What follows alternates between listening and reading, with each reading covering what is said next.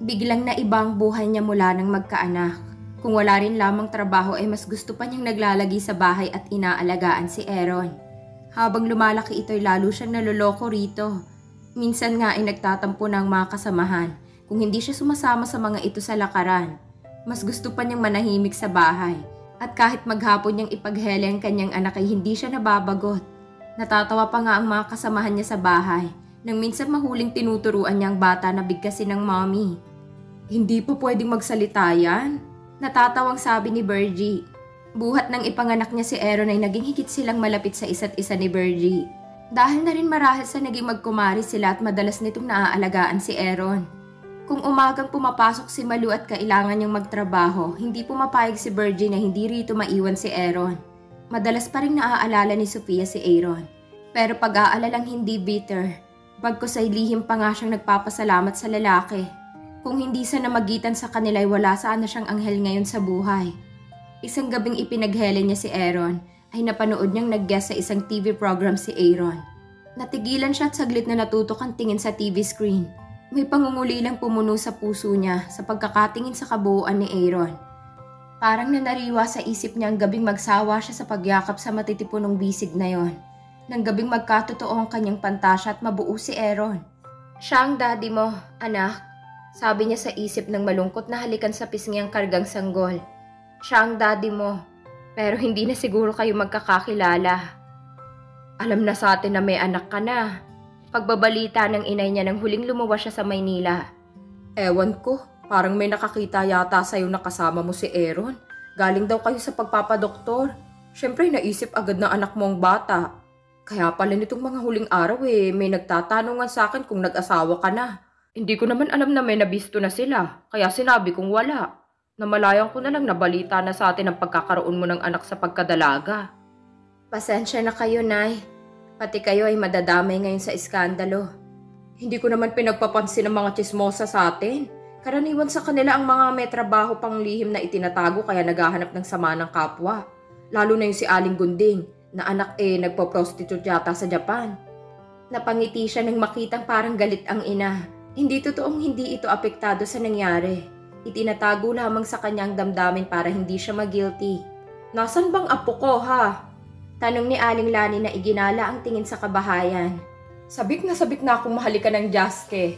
Alam niya kaya napapadalas ang luwas ng ina ay dahil kay Aaron. Pinaiinitan ho yata ni Malu sa labas. Sabi niya, abay tama na ikamot, baka naman makasama sa bata. Pasado 8:00 na. Hindi na lamang niya sinabing hanggang 9 ng umagang safe na pagpapaaraw. Nagpaalam siya sa ina na tatawagin si Malu. Dumating ng big break mo, Sofia! Masayang pagkakwento sa kanya ni Lisa. Minsang minamake-upan niya ito sa set. Anong big break? Takang tanong niya. May isang bagong producer na kumontak sa akin. Gagawin akong leading lady sa ipoproduce niyang pelikula. Bale, 2 kaming leading ladies. Mamamatay lang yung una. Dinig ko si Vivian Montes ang tumanggap sa papel na yon. Bahagya siyang napasimangot nang marinig ang pangalan ng nasabing artista. Hindi pa niya ito nakakatagpo, ngunit bali-balita ng suplada yun at mataray. Kahit naman sa mga pelikula o programa sa telebisyon ay parang ganoon ang assessment niya kay Vivian. Kahit magpakita ito ng sweetness. Anong koneksyon ko ron? Tanong niya. Malaki, dahil ikaw ang hiniling na maging official makeup artist sa nasabing produksyon. Natigilan siya sa aktong paglalagay ng rug sa pisngi ni Lisa. Totoo? Oo. At pumayag yung producer? Hindi pa pinal, pero okay na. Ang sabi may option daw siyang aalisin ka at palitan kapag hindi niya nagustuhan ng serbisyo mo. Sabi ko'y oo, pero kabisado ko naman ang kalibre mo kaya alam kong hindi ako mapapahiya. Hindi niya malaman kung paano pasasalamatan si Lisa.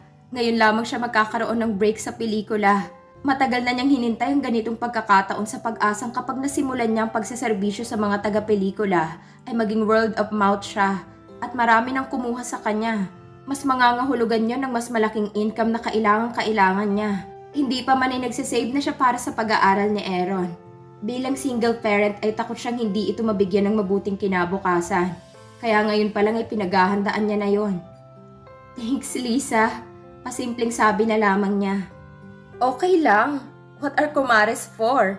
Hindi naman sila nagtatawag ang kumare ni Lisa. Kahit magkumare na sila, parang mas nakasanayan na nilang dating tawagan. Ano nga palang pangalan ng bagong producer na sinasabi mo? Tanong niya. Hindi ko pa pwedeng sabihin. Confidential pa dahil ayaw niyang i-out agad. Baka raw mabulilyaso pa. Nasa point pa lang sila ng bilihan ng librong isa sa pelikula niya. Galing sa librong istorya? Oo, Reggie ang pamagat. Romance novel yata yun na may matinding social message. Hindi na lamang siya nagpilit alamin kung sino ang tinutukoy na producer ni Lisa. Sapat na sa kanyang magiging bahagi siya ng di umano'y malaking produksyon na yon. Tutulong din siya mag-direct ng nasabing pelikula. Sabi ni Lisa. Marunong siya? Yun nga ang gusto niyang patunayan. Basta kapag na-finalize ng bilihan nila nung Reggie, ay isasama kita kapag nag-story conference kami. Sige, sabi niya. Tawagan mo lang ako. Kalagitnaan ng sumunod na buwan, nang ibalita sa kanya ni Lisa na nabili na nga raw ng sinasabi nitong producer ang right para maisa pelikula ang Reggie. Magsa-story conference na nga raw ito at ang iba pang mga sangkot sa produksyon. At siya'y isa roon. Dadalo rin di umano ang author ng nasabing libro na masyadong metikuloso kung paano isasalin sa pelikula ang akda nito. Sa Alfredo sa Tomas Morato sila nagkita-kita. Dinatnan na niyang nasa isang mahabang mesa si Lisa. May kausap na isang babae na tansya niya'y wala pang 40 years ang gulang. Dignified looking ang babae at maraming alahas sa katawan. Hi, sabi niya kay Lisa nang makalapit sa mesa. Take a seat. Sabi nito na itinuro ang upo ang katabi nito. Naupo siya sa tabi ni Lisa. Meet Marilyn. Siya ang author ng Reggie. Ah, sabi niya ngumiti sa kaharap na babae. Inilahad niya ang kanyang kamay. Inabot iyon ng babae at ngumiti rin sa kanya. Siya ang sinasabi kong professional makeup artist na makakasama natin. Sabi ni Lisa sa babae. Si Sofia. Pleased to meet you, Sofia. Same here, sabi niya. Pinag-uusapan nga namin ang routine ng story bago ka dumating. Hindi pa man parang nai-inlove na ako sa storya. Gusto sanang marinig din yon ni Sofia, pero napansin niyang titig na titig si Marilyn sa mukha niya. Pasensya ka na, sabi nito nang mapansing nako-conscious siya. Naging habit ko na yata ang ganoon na pag-aralan ng mukha ng isang bagong kakilala para malaman kung makakasundo ko siya o hindi. And, kinakabahang tanong niya. We'll get along fine. Matamis ang ngiting sabi ni Marilyn. Okay sa akin ang vibrations mo. Napanatag ang loob niya. About Reggie, sabi ni Marilyn na bumaling uli kay Lisa. Ako talagang nagrekomenda kay Aaron na ikaw ang kuning leading lady. Aaron? Maang nasabi niya. Ang producer natin, didn't you know? Unti-unti ang bumubundol na hinala sa isip niya. Oh, I forgot! Sabi ni Lisa na bahagya pang natapik ang noo. Open nga palang tungkol dyan. Pwede na nating ipagkalat na si Aaron Reyes ang magiging producer natin. Parang nanlamig ang buong katawan ni Sofia.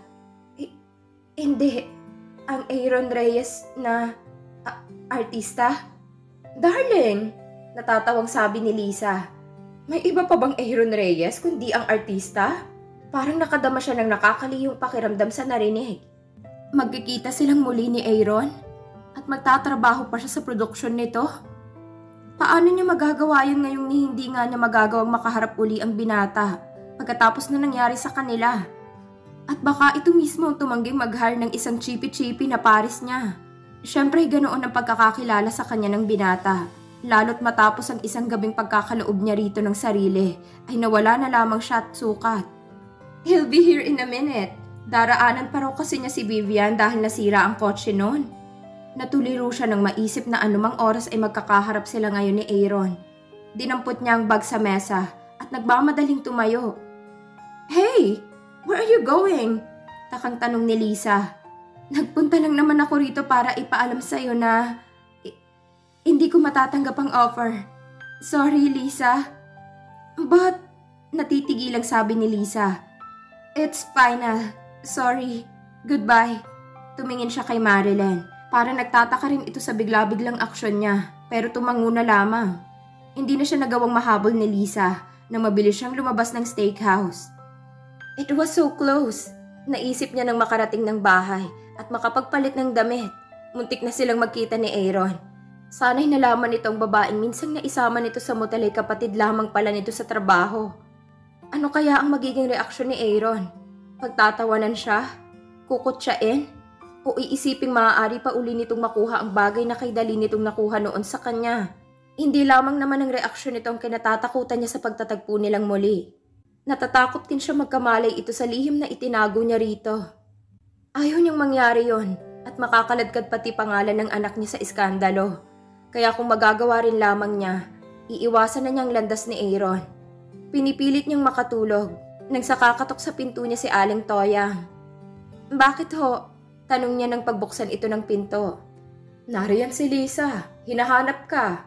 Natigilan siya, pasado 10:10 na ng gabi. Bakit pinagkaabalahan pa siyang puntahan ni Lisa? Naisip niyang kagagaling nito sa pakikipag-story conference kina Aaron at may kinalaman doon ng pakay nito.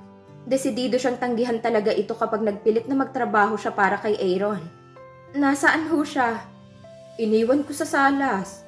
Hindi ho, narito na ako. Ani Lisa na sumunod pala kay Aling Toya. Oh, hayan na pala eh, sabi ng matanda. Salamat ho, sabi ni Lisa. Sige, maiwan ko na kayo.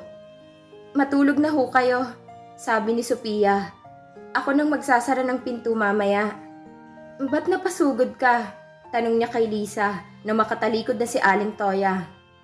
Pasilip naman sa inaanak ko. Umalis siya sa pinto para makapasok si Lisa. Hindi siya naniniwalang napasugod lamang ito para makita si Aaron. Lumapit si Lisa sa gilid ng crib at tiningnan ng natutulog na sanggol. Hello there! Anitong hinawakan ng pisngi ni Aaron at bahagyang ibiniling-biling iyon na parang ginigising ang bata. Lisa, anong... I just want to look into her eyes. Nakangiting sabi sa kanya ni Lisa. Nagising nga si Aaron at sa halip na umiyak ay namumungay ang mga matang tumitig sa kanila. Saka ngumiti. Pumikit uli ito pagkuwan at nagbalik sa pagtulog. My God! Why didn't I see it before? Ang alin? Kinakabahang tanong niya. Ang pagkakahawig nila ni Aaron. Don't lie to me anymore, Sofia.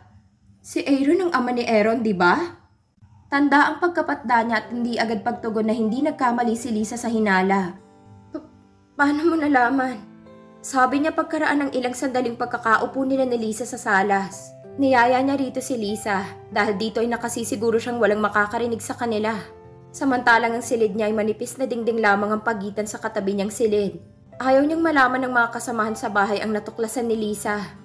I just made some conclusions after you left hurriedly pagkatapos mo malamang si Aaron ang producer natin. It doesn't make sense.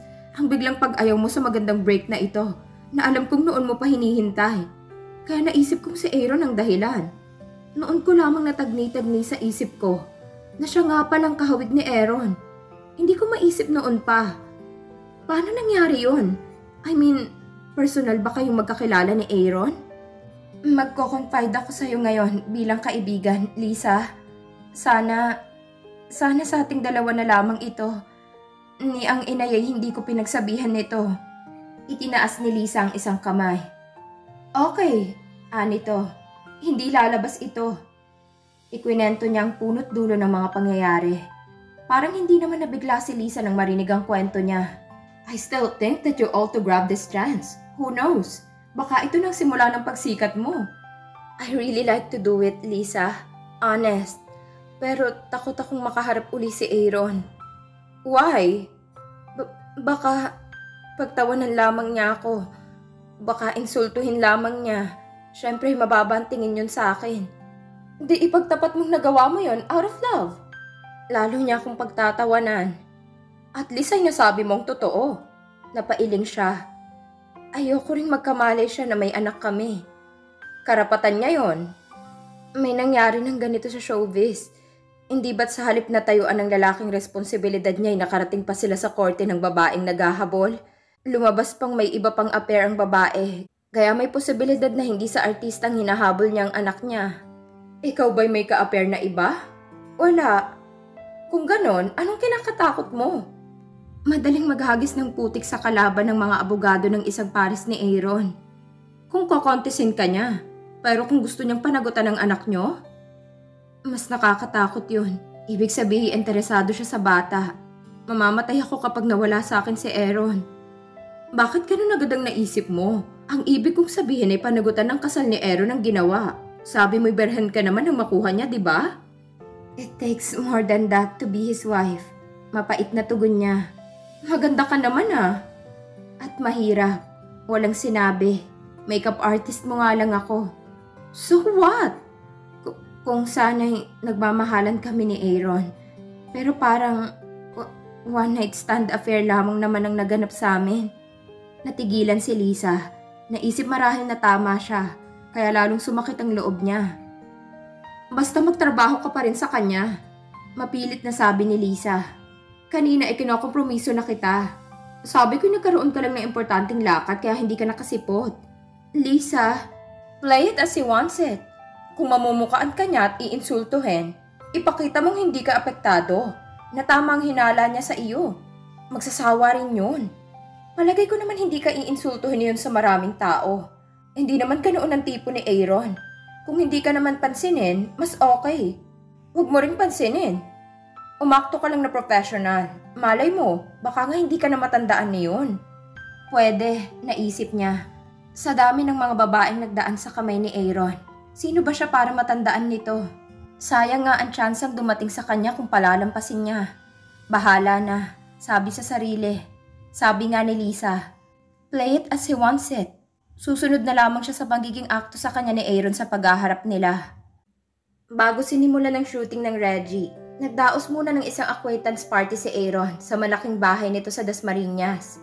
Ayaw sana ni Sophia na dumalo, ngunit pinakapilit siya ni Lisa. Magtataka na si Aaron kung bakit hanggang ngayon ay hindi pa humaharap sa kanyang nirekomenda ko. Sabi nito, saka magkakaharap din naman kayo. You might as well do it now para malaman mo kung natatandaan ka pa niya o hindi. Sa bagay, naisip niya, mabuti na ngang makita niyang reaksyon ni Aaron ngayon pa lamang. Kung parang tutol itong tanggapin siya kapag nakilala siya, hindi na lang siya magre-report sa first shooting day.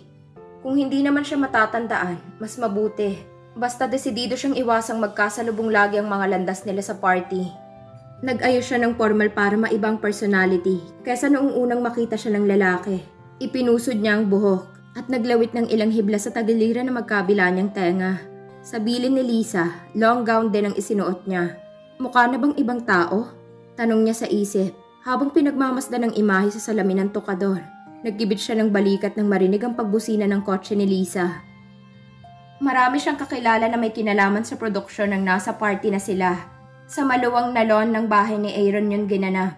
May mahabang mesang puno ng pagkain at maraming waiter na nagsisilbi sa paligid. Marami agad ang bumati kay Lisa, kaya hindi pa man sila nakakapili ng mesang papwestuhan ay natigil na ito sa gitna ng lawn, sa pakikipag-usap kung kani-kanino. Ako na lang ang hahanap ng mesa natin, sabi ni Sophia, na mailap ang mga mata at kumakabog ang dibdib. Sa protestang magkikita uli sila ni Aaron. Sige, sabi sa kanya ni Lisa, na inalis ang tingin sa kausap na reporter, bago siya tuluyang nakalayo bumulong pa ito. Relax. Ha? Takang sabi niya, you're not aware of it, but it shows.